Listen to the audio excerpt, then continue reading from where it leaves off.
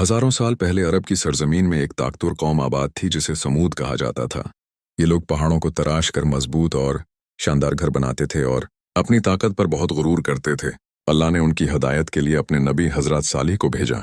हजरत सालिह ने अपनी कौम से कहा कि सिर्फ एक अल्लाह की इबादत करो और जुल्म व गुनाह छोड़ दो, मगर अक्सर लोगों ने उनकी बात मानने के बजाय उनका मजाक उड़ाया। फिर कौम ने मुतालबा किया कि अगर आप वाकई नबी हैं तो कोई मौजज़ा दिखाएं। तब अल्लाह के हुक्म से एक अजीम निशानी जाहिर हुई, एक मौजज़ाती ऊँटनी जिसे नक़ातुल्लाह कहा जाता है। हजरत सालिह ने उन्हें खबरदार किया कि इस ऊँटनी को नुकसान न पहुंचाना, क्योंकि यह अल्लाह की निशानी है। लेकिन कौम के सरकश लोगों ने गुरूर में आकर इस ऊँटनी को कत्ल कर दिया। ये वो लम्हा था जब उन्होंने खलम खला अल्लाह के हुक्म की नाफरमानी की। हजरत सालिह ने उन्हें बताया कि अब सिर्फ 3 दिन बाकी हैं। फिर अल्लाह का अजाब आया, ज़मीन जोर से कांपी, एक खौफनाक चीख गूंजी और एक लम्हे में पूरी सरकश कौम हिलाक हो गई। इनके मजबूत घर और पहाड़ भी उन्हें बचा न सके। ये वाकया हमें सिखाता है कि गुरूर और नाफरमानी इंसान को तबाही की तरफ ले जाते हैं। ताकत और दौलत कभी भी अल्लाह के अजाब से नहीं बचा सकते।